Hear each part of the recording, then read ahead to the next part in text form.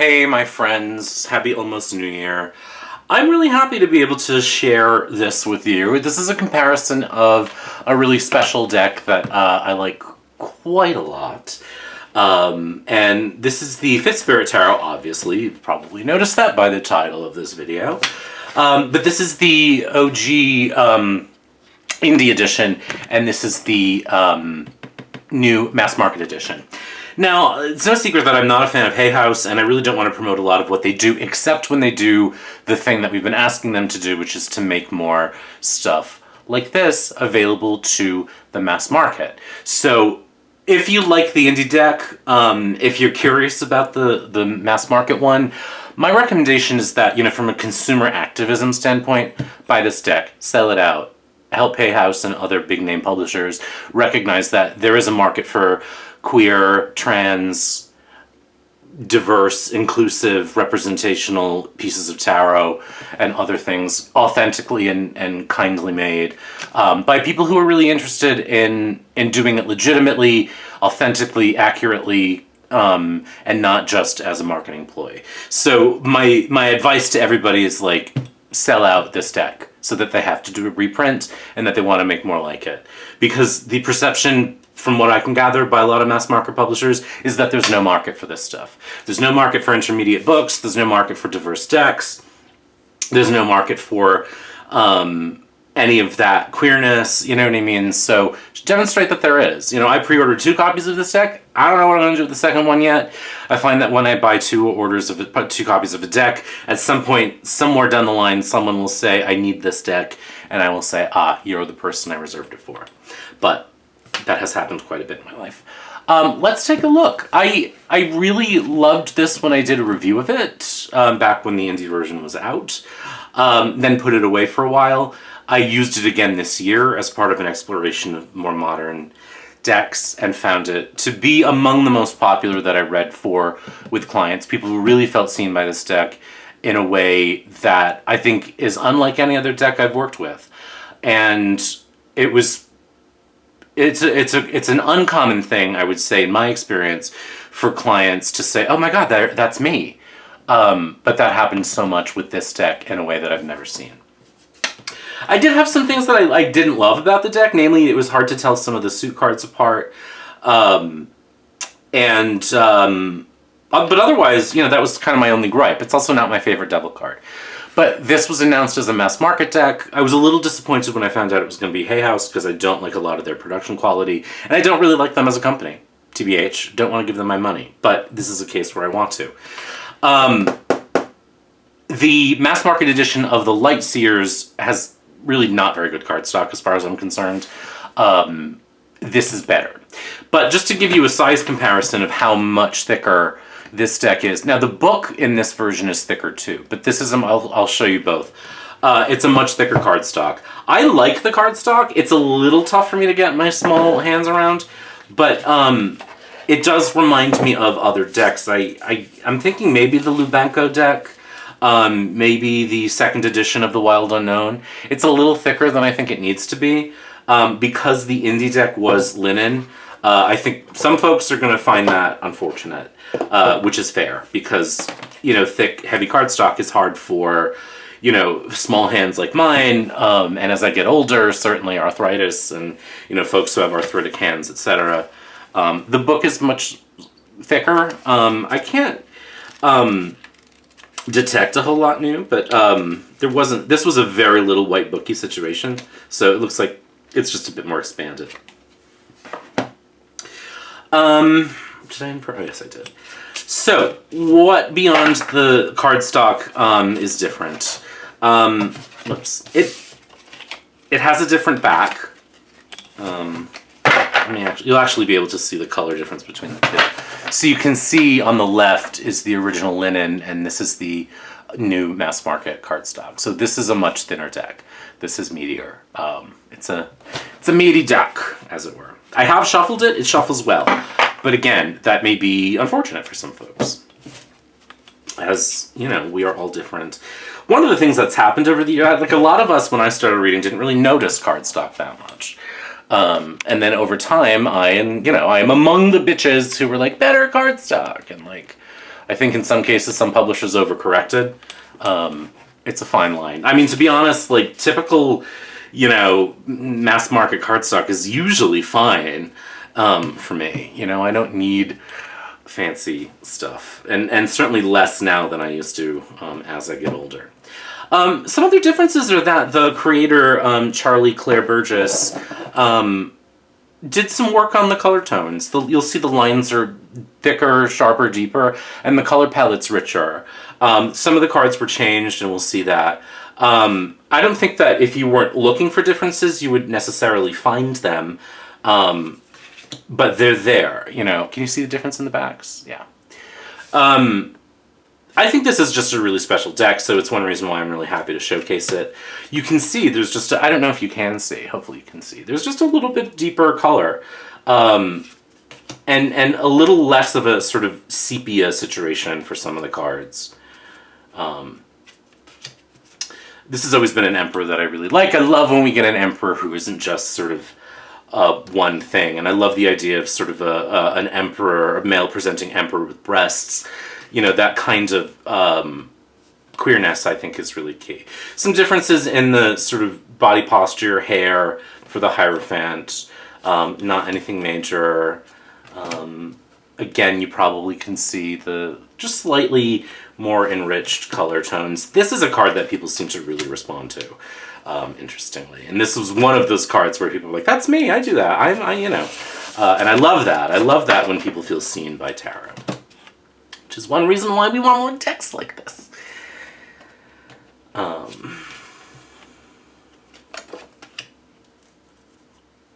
And I think the thing about the thicker line art is that it actually helps you see some of the details a little more stronger.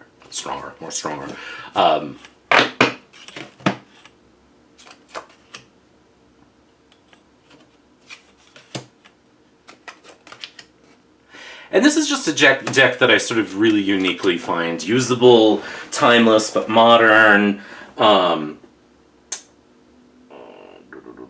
That's fine. Sorry, I'm responding to my partner as I do this. If curly parsley is fine, it's fine. It doesn't taste as good. Italian parsley tastes better. I'm just going to say it. Curly parsley just doesn't taste as good. Just so you know. Another change is the transition from Roman numerals to Arabic numerals.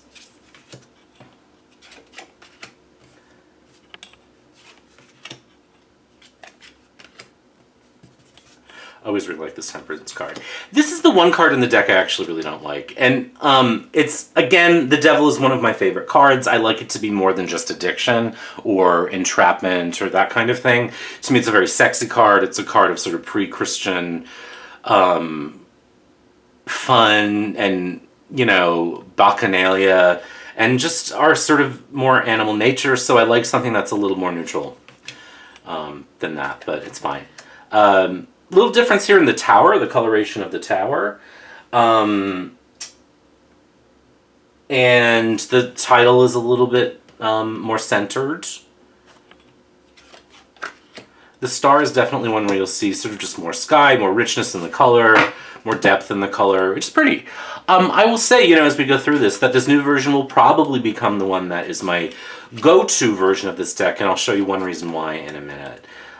Again, this Sun card's so great. Like to see top surgery scars on the Sun card, just to see like little subtle things that sort of show the world, the way it looks. And I feel like, it's so interesting to me when people in tarot land are like, no, it's like, why are white people bad? Like, it's an old European thing. Like, white people, like, why is everyone mad at white people? It's like, it's not even about that. Like, even just sort of like centering your complaint as a white person about like, why white people are bad. It's like, that's not the point. The point is that like every deck is full of white people. You know what I mean? Like, why can't there be decks that are more than that? It's like, and because tarot is an empathetic art, it's like, why are you such a bitch? Like, unclench, you know what I mean? Can we see more of the world, please? Are there not enough decks that feature exclusively white European straight cis bodies? This is why I like this version, which is that the title, the number, and the suit is listed on the card. And that matters because some of these cards are not easily recognizable right away as being of their suit. And I found that that was something that made it hard to read. I would sometimes misread a pentacles as a wand or a sword as a, cup. Some of them just are not immediately obvious. They're all great, but having the title, and I like to be able to see exactly what I'm looking at right away when I read, because one of the things I want is that initial hit, that initial impression. This is one of my favorite suits of wands ever, I'm going to say. It's just great, it's fiery, it's somewhat pippish, but I think it offers an interpretation that if you're willing to sort of like look beyond Waite-Smith familiarity, like you will see those fundamental things that you're familiar with just in a completely non-Golden Dawn way, which to me is really exciting and offers again neutrality. So I just really love the suit of wands in this deck. I mean, I love all of them, but I think of suits of wands in tarot, this is a suit of wands that I really adore. The courts haven't changed much. A couple of the courts did. I'll point them out. You'll see them anyway. You won't need me to point them out. This is another one where people was like, oh, that's me. Which I love. So I think this is one that changed. It did. This just became fiercer. We have like a drag act here instead of just someone sitting on a chair. I've always loved this King of Wands too. I just feel like he's in a musical. Which to me is very King of Wands, to be in a musical.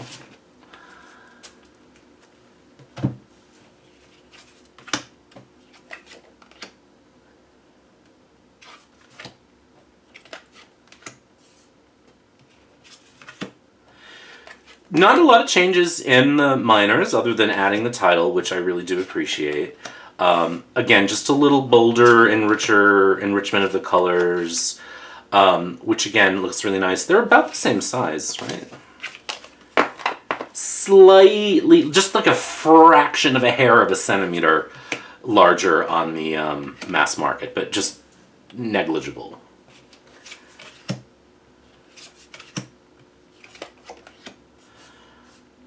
And I really do love having the title on the card. Sometimes you can tell right away this deck. Sometimes you can, sometimes you can't. And I really just do appreciate that adjustment. It was, I think, one of the things that, even when I was putting the deck back in order today, because I'd shuffled this, and this was always shuffled because I had been using it, it was hard. It took me longer to put this in order because I had to remember what suit was what in some cases. And it's just a matter of looking close, which is fine. But I like to know what I'm looking at immediately.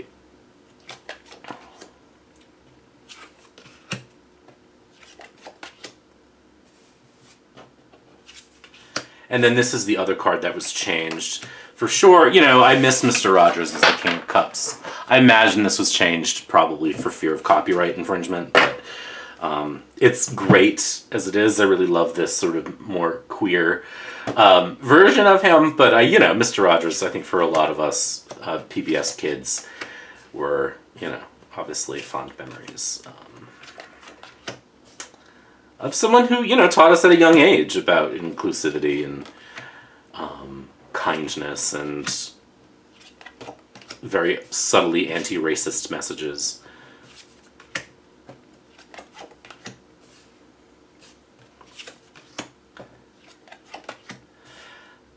Yeah, I mean, I've kind of run out of new things to say. But I do adore it, and I really think this, this new version hits it. And again, I really want to encourage, what I don't want to encourage, I think, is sort of rabid consumerism, but I do want to encourage mass market creators or publishers rather, to understand that there is a market for this shit. Not this shit, you know what I mean?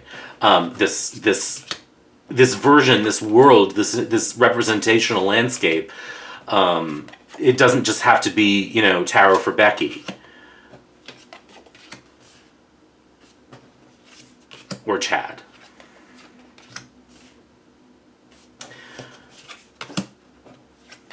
So here we are in Pentacles. This is a really beautiful suit of Pentacles.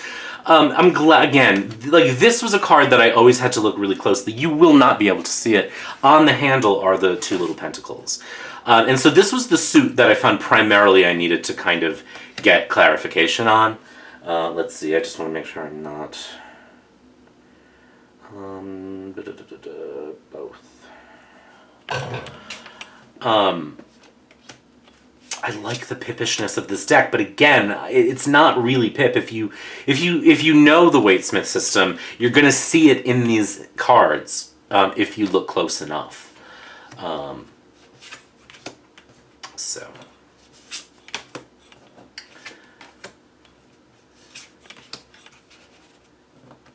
Now, I am not a fan of linen cardstock, and not because of the thinness. I actually like that. I find it very slippy, and I'm very klutzy, and so it makes for an embarrassing shuffle for me. Some decks are, like, this is relatively easy because it is card-sized, but I feel like playing, like, linen cardstock to me makes the most sense on playing card-sized cards because it's sort of what it was designed for. But, it's an easier shuffle for a lot of folks because it's not this rigid, thick thing.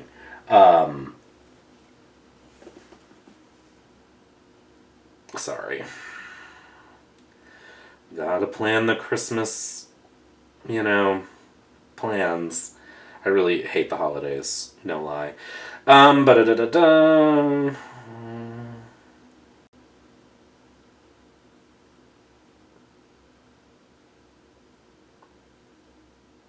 Sorry. I'm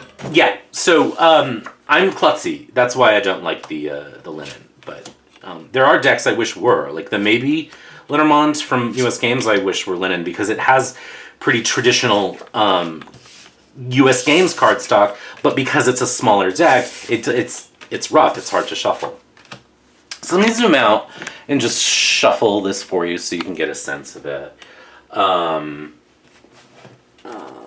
put this away.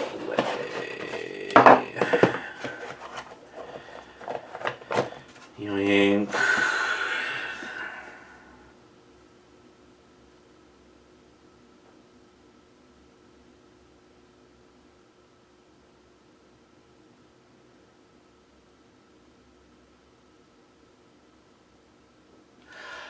Sorry.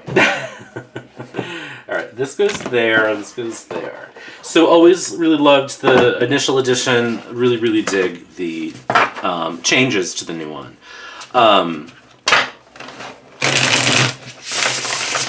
So I do have small hands that are not too damaged yet. So I can riffle shuffle this. It is, it's a bit more of a workout, as I say. The cardstock itself has the right balance of slip and grip, which is sort of my trademark requirement for good cardstock. The slip and grip. You need enough slip, you need enough grip. But you can see when it's this thick, it does sometimes hang up more, which is happening over and over again. Sometimes that's just me, again, not being a great shuffler. But see, like, when it's because the deck is so thick that, like, it comes to a certain point and you actually have to sort of manipulate the cards. So I really wish it were thinner. I don't think that it needs to be this thick, but again, that seems to be what everyone wants.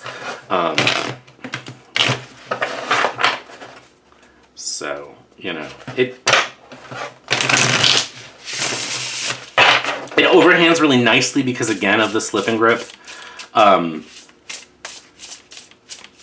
So that's always a good thing. It overhands exceptionally well, really, which is nice. It's an interesting thing, I think, as we get into sort of a new level of talking about inclusivity in tarot, is, are the decks accessible to people who have arthritis or who have injuries in their hands? I have a very good friend who broke a finger and is, having a hard time shuffling certain decks, because of a slow recovery. So I know those cranky people out there who are like, why does everything have to be like anti-white, are going to be like, oh, now we have to like have, you know, accessible cardstock too, because I'm an empathetic tarot reader, but I just hate everyone who doesn't like what I like. Sorry. That was not a fun voice to do. But you know what I mean? Like, functional art needs to be functional. I've been saying that since the beginning of my channel, so this cardstock could be a little thinner. I like it personally. But again, who is this for? You know, everyone. So, gorgeous version of this deck. I really do think this will be the version I use because of the titles on the minors, making it easier to see. But it was always a good deck. It is a good deck now. Beautiful. You know, buy it for your friends, your loved ones, you know, demonstrate that there's a market for this is my message to you. Happy New Year, and we'll talk soon. Be good!